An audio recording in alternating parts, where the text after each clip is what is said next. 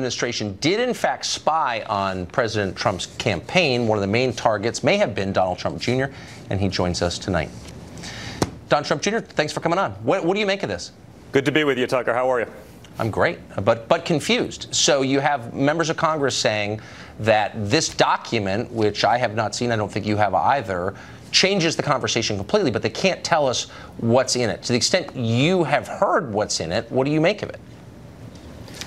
You know, it sounds pretty troubling to me. Obviously, this has been a witch hunt, probably the greatest since the Salem witch trials. The interesting thing about it is the only collusion, the only shadiness, the only thing that's been discovered is what the prior administration, the DNC, and all of them have done. The irony of all of this is if Republicans conducted themselves the way I've seen the Democrats conduct themselves, we'd be reading about this on every page of every newspaper and every TV channel in the world right now.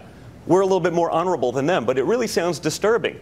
And, you know, I don't know what to do with it because I don't know what's in it. But if all of these guys are saying people's heads are going to roll, people are going to get fired, and people may actually go to jail, I think the American people deserve to know. They've been led down a road to believe X. They've been sold a bill of goods about us, about our campaign from 18 months. The media totally complicit in helping the Dems do this.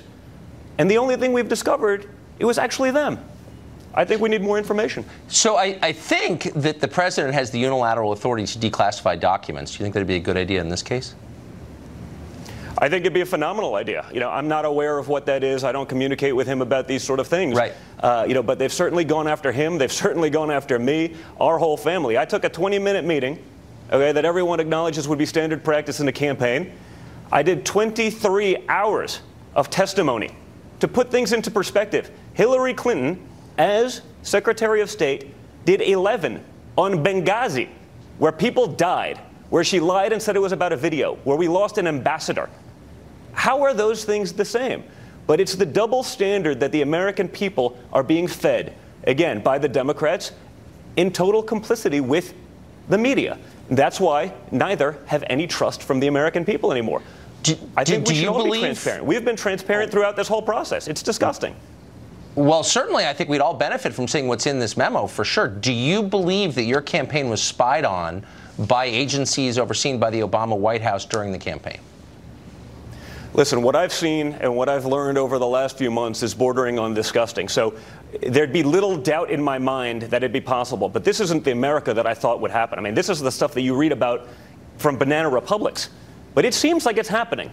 I'd like to know. I'm not privy to that information, but it seems like all of these congressmen, none of the Democrats even want to read it. They don't even want to go see it.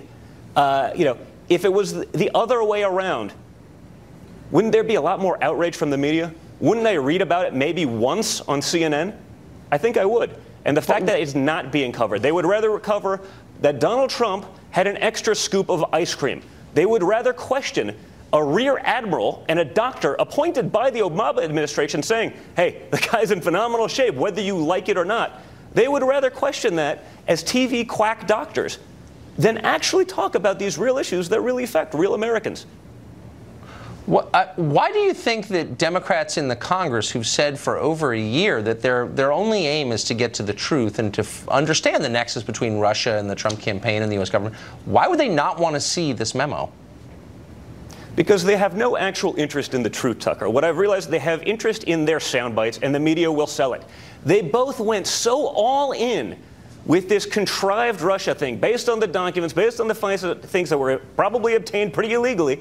They went all in that they needed it to be true. It wasn't if it was true or what happened. They needed it to be true because their entire narrative for 18 months, their entire credibility, everything that they've sold to the American people on every TV channel for almost 2 years has been based on the fact that this is gospel, that this is true, and now it turns out to all be nonsense, and it was actually them and the prior administration doing some pretty shady stuff.